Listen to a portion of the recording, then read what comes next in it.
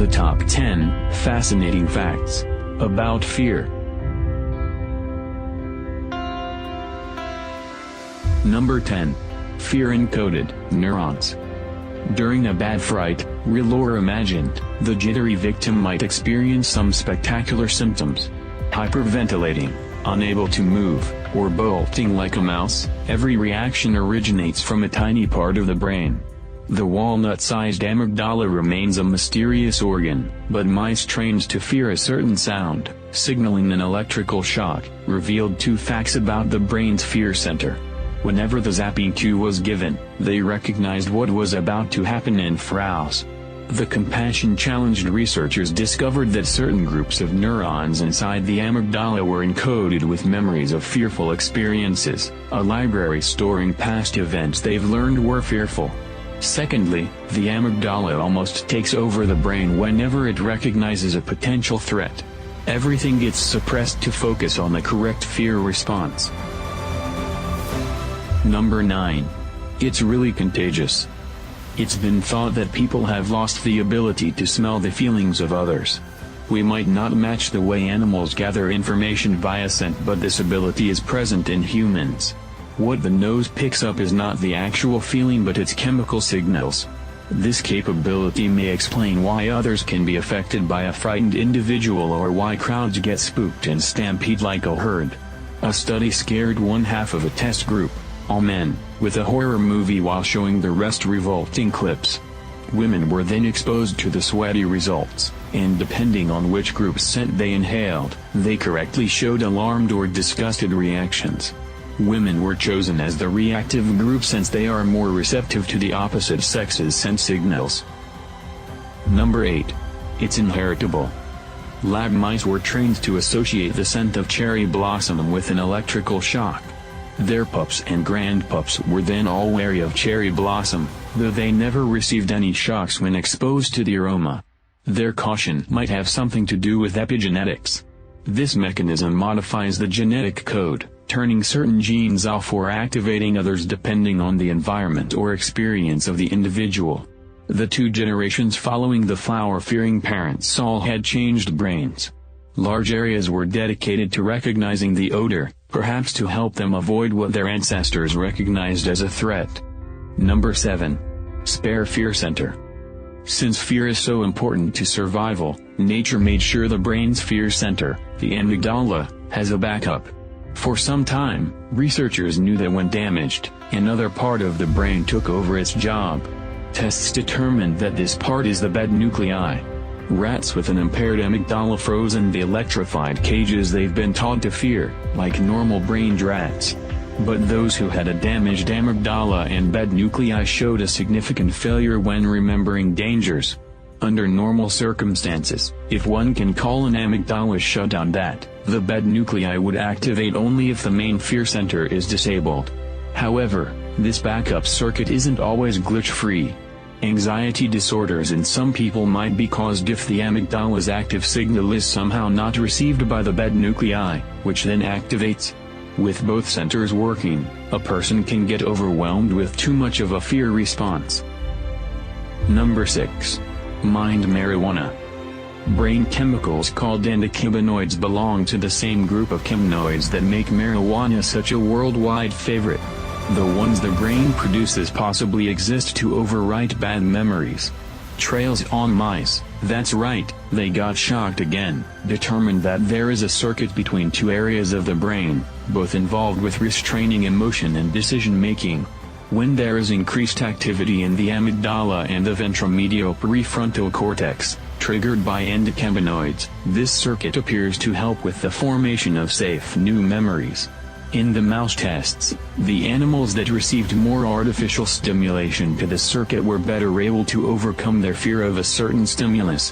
While there's no permanent erasure, they do appear to help fade the memories born of trauma and sometimes even block them. Number 5. Love is the antidote.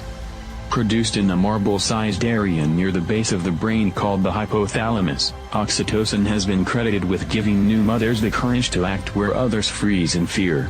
Nature gives women this hormone in spades during childbirth to reduce the fear and stress of the event, since it is a feel-good chemical. During lactation, its levels remain elevated and is essential for mother-child bonding. As a bonus, oxytocin is also critical to overcome fear. This boosts mothers' courage and speed to protect their infants during danger. While new moms are packed with this stuff, it's certainly not exclusive to them.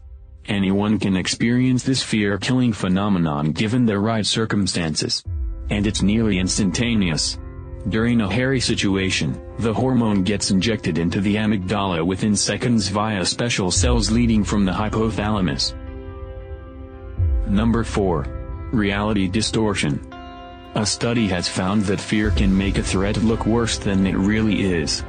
While certainly it doesn't happen in every case, people who particularly fear something, like spiders, are less likely to correctly guess the creature's size and perceive it to be bigger.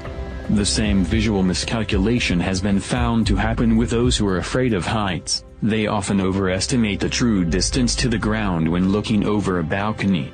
Those who dread small spaces or wide-open areas suffer from spatial distortion. Claustrophobics tend to underestimate horizontal distances while acrophobics exaggerate the vertical. Most people have experienced time going slow-mo during an emergency. This time warping is a memory-related illusion. The more memories you have of an event, the longer you believe it lasted.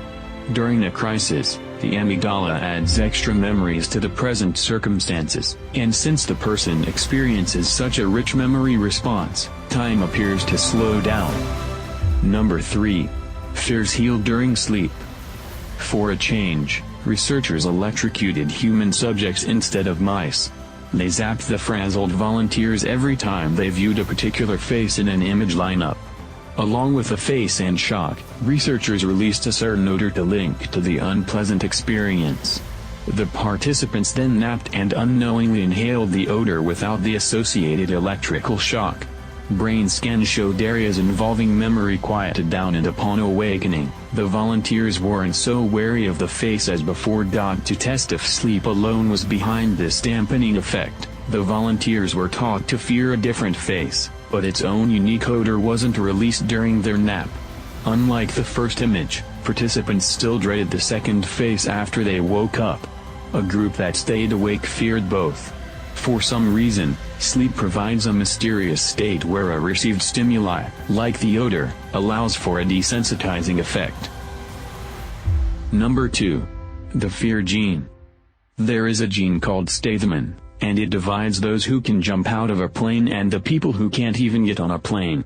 Stathmin is usually active in the amygdala and is responsible for what one might consider instinctive fears, heights, dangerous animals, and the unknown, but also remembering fearful experiences. Laboratory mice who lacked the gene braved open spaces and even took electrocution tests better than the Stathmin-carrying rodents. The second batch were more sensitive to dangers. When they encountered a situation that provoked natural caution, like an open space, or a taught fear, such as a particular sound right before an electrical shock, their self-preservation took priority. Their brains fired, unlike the Stathmin-free mice. Number 1. Fright can be fatal. You can literally be scared to death. Whether it's a particularly vivid Halloween prank or a home invader pointing a gun at you, something involuntary occurs inside the human heart. When the fight or flight response is triggered, the body needs extra strength. For that, the heart needs to beat stronger, something made possible by an injection of calcium into heart cells. If a person can't calm down or the shock is simply too overwhelming, calcium and adrenaline keep pouring in. That fast pumping that was needed to temporarily enable the body to fight or run for the hills now cannot stop. Instead of beating, the heart trembles.